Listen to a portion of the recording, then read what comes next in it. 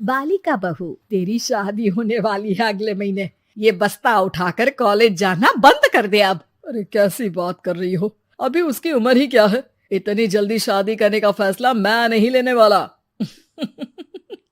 फैसला लेने के लिए तुम्हें कहा किसने है? अरे मैंने कह दी शादी है तो है अगले महीने। बेचारी अमिता करती भी तो क्या, छोटी सी उम्र में बन जाती है अपने से 2 गुने उम्र के आदमी की बीवी। शादी के बाद देर रात पति घर आता है। खाना लगाओ, भूख लग रही है। अमिता खाना लगाती है। ये क्या बनाया है? वो सारा खाना फेंक देता है। कर्म ही खराब थे जो इतनी कम उम्र के लड़के से शादी करा दी। तभी वहाँ अमिता की सास आ जाती है। अरे हमें क्या पता था कि ये इतनी कामकाज में ढीली है। इसकी माँ ने तो कहा था रॉकेट की स्पीड से काम करती है।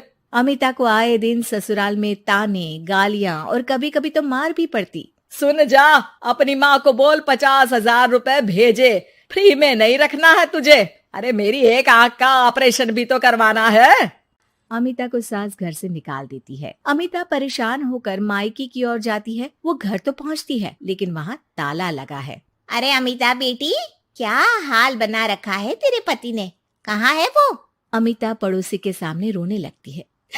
मुझे नहीं जाना उस घर में चाची। मेरे मम्मी पापा कहाँ है? उन लोगों ने तो ये मकान छोड़ दिया बिटिया। वो लोग तो कहीं और शहर चले गए। तुझे नहीं बताया? अमिता जोर जोर से रोने लगती है। नहीं बताया? ये क्या कर गए माँ पिताजी मेरे साथ? मेरी जिंदगी तो ढंग से भी खराब है। अब मैं क्या करूं? अमिता रोते हुए वहाँ से जा रही होती है कि उसे एक औरत मिलती है। अरे सुनो तो, रो क्यों रही हो? तो क्या करूं? हंसू? अमिता उस औरत को अपनी सारी कहानी बताती है। देखो, मेरा सिलाई का काम है। अगर तुम चाहो तो मेरे साथ ये काम कर सकती हो। बदले में मैं तुम्हें रहने की जगह, खाना और 1 दिन का 100 रुपया भी दूंगी। अमिता कुछ सोचती है और फिर उस औरत के साथ चल देती है। अब क्या था, अमिता की जिंदगी अपने मायके और ससुराल से दूर एक नए सिरे से शुरू होती है। रहना खाना फ्री होने के कारण अमिता रोज का पैसा बचा लेती। वो आसपास के लोगों के भी कपड़े सिलने लगी। और एक दिन सिलाई सेंटर की एक औरत कहती है, अरे वो साड़ी की कंपनी है ना, वो बिक रही है। पास बैठी अमिता सारी बात सुन रही थी। हाँ, बिक तो रही है, लेकिन उस बंद पड़ी मनहूस कंपनी को खरीदेगा कौन? तभी तो इतनी सस्ती बिक रही है, लेकिन कोई खरीदार नहीं है। फिर भी कितने की बिक रही है? अरे पूरे 5 लाख में मशीनों के साथ। लेकिन यहाँ कोई लेबर काम नहीं करेगा। पुराने मालिक ने किसी को पैसे ही नहीं दिए। उन लोगों ने कहा है कि जो नया मालिक आएगा वो लोगों को पैसा देगा। 5 लाख। अमिता घर आती है और अपने पैसे गिनती है। पूरे 3 लाख। अमिता सिलाई सेंटर वाली उस औरत के पास जाकर कहती है, चाची, मैंने इतने साल की कमाई में ये पैसे जमा किए हैं। पूरे 3 लाख है। वो बंद साड़ी की फैक्ट्री मैं खरीदना चाहती हूँ।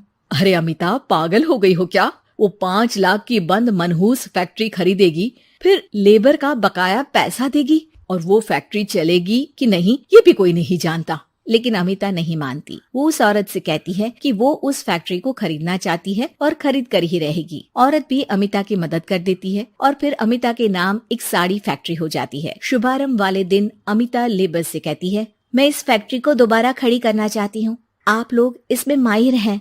मैं नहीं जानती कि पहले वाला मालिक के काम करने का क्या तरीका था, लेकिन मैं अपनी योजनाओं के साथ आई हूँ। मेरे पास आप लोगों को देने के लिए अभी तो पैसे नहीं है, लेकिन मैं वादा करती हूँ 3 महीने में आप लोगों के पैसे ब्याज सहित आप लोगों को दे दूंगी। और ये क्या बात होती है? हम सारा दिन फिर से काम करें और पैसे ना मिले तो हम खाएंगे क्या? सिर्फ 3 महीने की बात है। वैसे भी आप लोग बिना काम के यहाँ नए मालिक के इंतजार में बैठे ही थे। मैं काम करना चाहती हूँ और 3 महीने में सारे पैसे देने का वादा भी करती हूँ। लेबर आपस में सलाह करते हैं और अमिता की बात मान लेते हैं। सिलाई सेंटर से मशीन, सिलाई और कपड़े के ज्ञान में माहिर हो चुकी अमिता सभी के साथ मिलकर खुद काम करती। शहर और दूसरे शहरों में घूम घूम कर साड़ी का डिजाइन दिखाती और ऑर्डर लेती। अमिता को कई जगह से ऑर्डर आ जाते हैं। कई लोग उसके काम को सराहते तो कई आलोचना भी करते। अरे बड़े बड़े व्यापारी बैठे हैं, यहाँ तू कहाँ टिकेगी? लाओ दिखाओ कैसी साड़ी बना रही है तुम्हारी फैक्ट्री। अमिता उन लोगों को साड़ी के डिजाइन दिखाती है कि तभी वहाँ व्यापारी की बीवी आ जाती है। हाय रे, कितनी प्यारी साड़ी है ये। बड़ी महंगी लगती है, मेरे लिए ले लो ना जी। और हाँ, अपनी दुकान में भी रख लो इसे, बहुत बिकेगी मैं कहती हूँ। अमिता मुस्कुराती है। अरे सेठ जी, बड़े बड़े व्यापारियों से नहीं, पर अच्छी डिजाइन और क्वालिटी से बाजार में चलती है। अब बताओ कितने का ऑर्डर है आपका? धीरे धीरे अमिता का आत्मविश्वास और बढ़ता है। बड़े बड़े ऑर्डर्स के लिए वो खुद लेबर्स के साथ मिलकर सारा दिन सारी रात काम करती। और फिर वो दिन भी आ जाता है जब अमिता को लेबर को पैसे देने होते हैं। मैं आप लोगों से 3 महीने बाद आज के दिन ये बात करना चाहती हूँ कि मैंने जितने पैसे देने की आपसे बात की थी उतने मैं नहीं दे सकती। हम लोग जानते थे कि, पर आपकी कंपनी तो फायदे में है, फिर हमारे पैसे क्यों नहीं देंगी? मतलब आप लोगों के बकाया पैसे, ये 3 महीने के पैसे और ब्याज के साथ मैं आप लोगों को 10% का मुनाफा भी दूंगी। सभी खुश हो जाते हैं। मेरा कोई परिवार नहीं है, लेकिन दिन रात आप लोगों के साथ काम करके मुझे आप लोगों में ही अपना परिवार दिखता है।